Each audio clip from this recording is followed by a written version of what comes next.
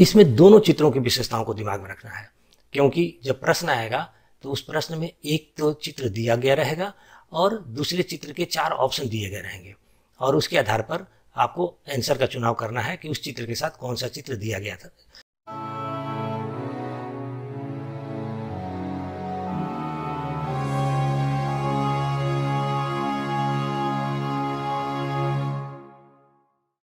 मैं कंसेप्ट दे दूं figure to figure, जो ऑब्जर्वेशन बेस्ड मेमोरी के कंसेप्ट पर ही आधारित हैं।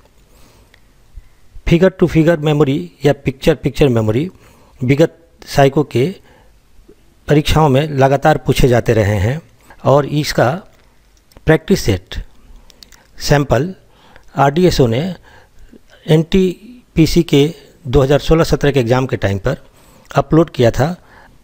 उसी कंसेप्ट को यूज करना है जो 12 फिगर मेमोरी में मैंने बताया था, लेकिन इन दोनों मेमोरी में थोड़ा सा अंतर है।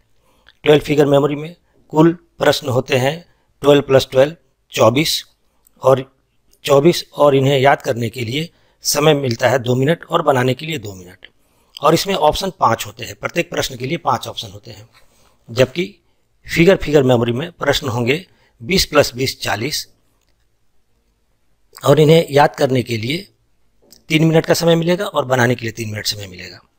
इस हिसाब से देखने से तो लगता है कि फिगर टू फिगर मेमोरी थोड़ा डिफ़िकल्ट होगा, किंतु वास्तविकता यह है कि ये डिफ़िकल्ट नहीं है। इसका वजह यह है कि इसमें सिर्फ 4 ऑप्शन ही दिए जाते हैं। और दूसरी बात, 12 फिगर मेमोरी में जहाँ अजीबोगरीब चित्र होते हैं, ऐसे चित्र होते हैं जो आपने कभी देखा नहीं, अनजाना चित्र होता है, शेप साइज बिल्कुल अलग अलग होता है, अजीब तरह का होता है और इसीलिए उसकी आकृति पर विशेष ध्यान देने की जरूरत पड़ती है। जबकि फिगर टू फिगर मेमोरी में सभी चित्र जाना पहचाना होता है। आमतौर में इसमें मनुष्य की तस्वीर दी जाती है या घरों में इस्तेमाल किए जाने वाले प्रयोग में लाने वाले वस्तुओं का चित्र दिया हुआ रहता है, जिसे आप आसानी से पहचान सकते हैं और उनकी विशेषताओं को भी याद कर सकते हैं। यहाँ पर आकृति एवं आकार को दिमाग में रखने की जरूरत नहीं पड़ती है, बहुत आसानी से आप उन चीज़ों को याद कर सकते हैं।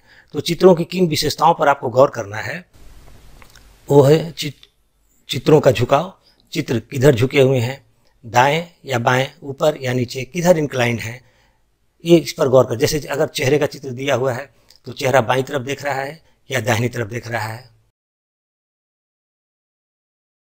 चित्र के अंदर बहुत सारे चित्र हो सकते हैं, बहुत सारी रेखाएं दी गई हो सकती हैं।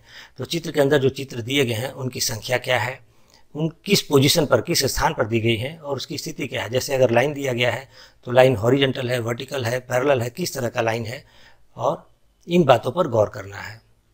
और अंत में रंग सफ़ेद या काला और रंगीन भी हो सकता है, क्योंकि RDSO ने जो सैंपल जारी किया है वो रंगीन चित्रों का सैंपल है और हम अब इसके आगे RDSO द्वारा जारी किए गए चित्र को ही एग्जाम्पल के तौर पर आपके सामने रखते हैं और उससे आपको पता चल जाएगा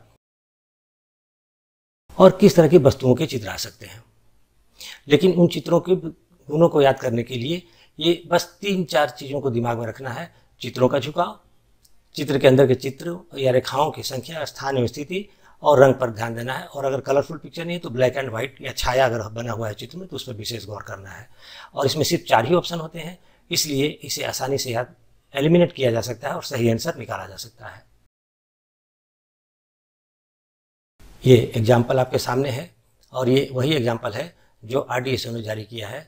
और आपके समझने के लिए इसमें गौर से देखिए तो इसमें 4 मनुष्यों की तस्वीर दी गई है, 2 महिलाएं 2 पुरुष हैं और उसके साथ जो भी चित्र दिए गए हैं वो हम लोग रोज़मर्रा की ज़िंदगी में बराबर देखते रहते हैं।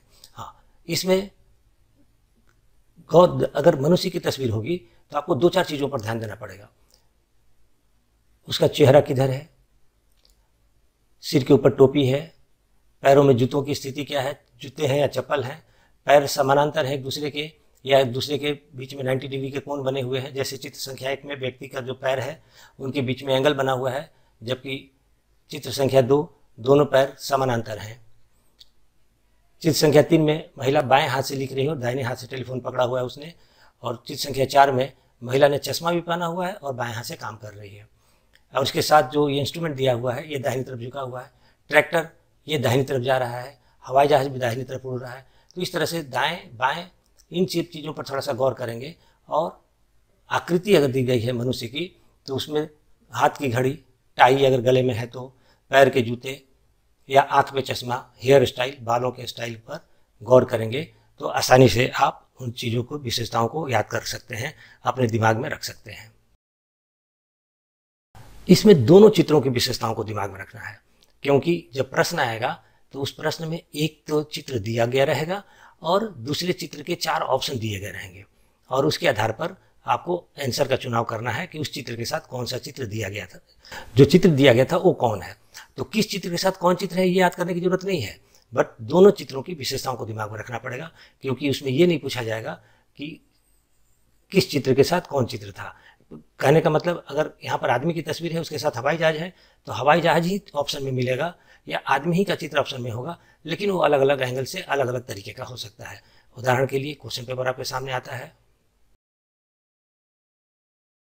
अब मनुष्य के साथ सारे हवाई जहाज के ही चित्र दिए गए हैं, फूल के साथ सभी मनुष्य के ही चित्र हैं, ट्रैक्टर के साथ सभी महिलाओं का चित्र है। अब इसमें से किस महिला को आपने देखा था, तो आपको याद होगा अगर कि दाहिने हाथ में फ़ोन और बाएं हाथ में कलम था उसके, तो आप आसानी से ये रिकॉग्नाइज कर सकते हैं कि इसमें सिर्फ ये ही ऐसा चित्र है, बाकी कोई चित्र नहीं है।